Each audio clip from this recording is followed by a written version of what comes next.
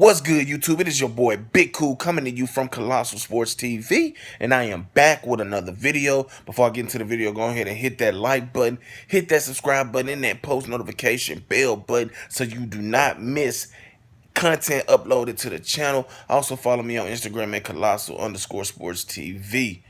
Now let's get into the video. For the love of me, I do not understand why fights have to be marinated. This ain't no fucking food. This ain't no cooking show, cooking class, anything like that. And all you hear is let the fight build, let the fight marinate. You know, let it get bigger and bigger and bigger. And when I hear that, I'm like, why? I can understand one fight, but if you gotta have 2 or 3 fights to build up a motherfucking fight, then something wrong.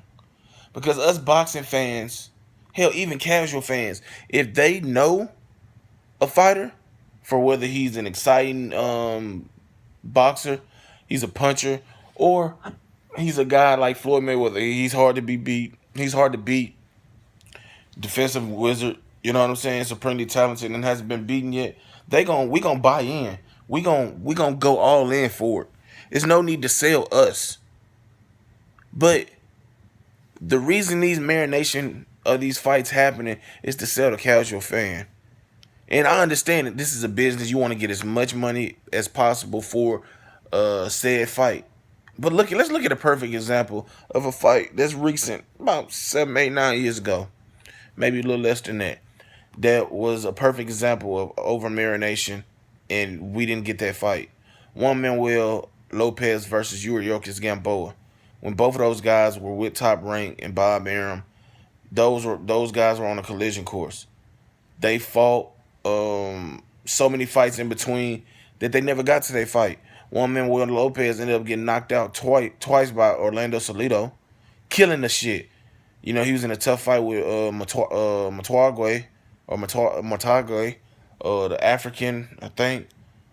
Yuriorkis Gamboa also fought the same guy, Roger Matagwe.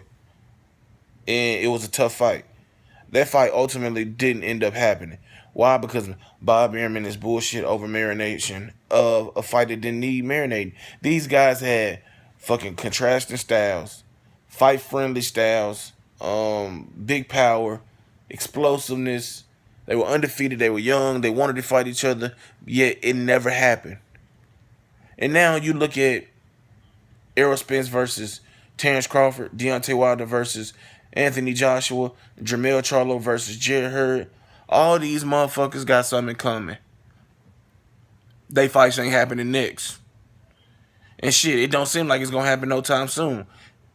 At least with the Errol Spence Terrence Crawford fight. Errol Spence is saying we're gonna make big money. He keep winning, I keep winning. We're gonna make big money. And my thing is, you're gonna make big money regardless. So why even prolong a fight? You act like you're not capable of being defeated. And I'm not talking to Errol Spence or any of these guys directly. I'm just speaking in general. That is the attitude I take from it. Nobody want to see no drawn out process just to get one fucking fight. One fucking fight that might not even live up to the hype. Speaking of that, you see how long it took for us to get Floyd Mayweather versus Manny Pacquiao, and when we got it, it was a fucking dud of a fight. This shit was horrible. It didn't live up to expectations. Didn't even come close. But yet, it broke records because people still ate it up. So that's a point against what I'm saying. It was like, Big Kool shit. Motherfuckers gonna still eat that shit up. But it's all about who it is. Ain't nobody gonna eat that shit up like 3 years ago. It ain't no Floyds or Manny Pacquiao's that's fighting that command and draw fans to the TV, to the arenas.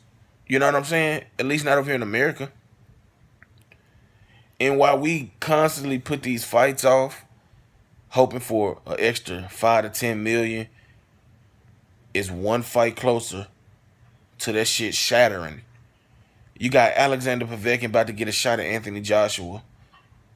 And we know that's an extremely dangerous fight for Anthony Joshua. His promoter, Eddie Hearn, acknowledges that. Instead of doing everything he can to make the fight with Wilder, This is what we getting. Now, if he was to lose, against Povetkin, that shit is gonna lose its luster.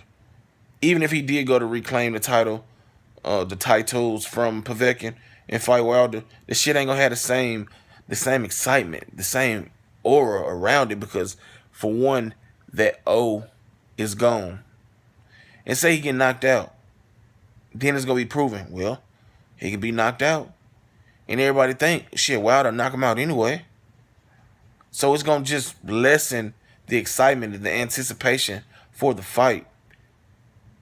And you got Jared Hurd, who had shoulder surgery, is looking to fight Julian J. Robert Williams or Brian Castano instead of Jermell Charlo next.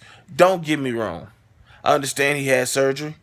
I understand that he has to rehab for six weeks. But let's be real, dog. It's a fucking partially torn rotator cuff. It's not a full tear. It's not a labrum tear. It's not none of that.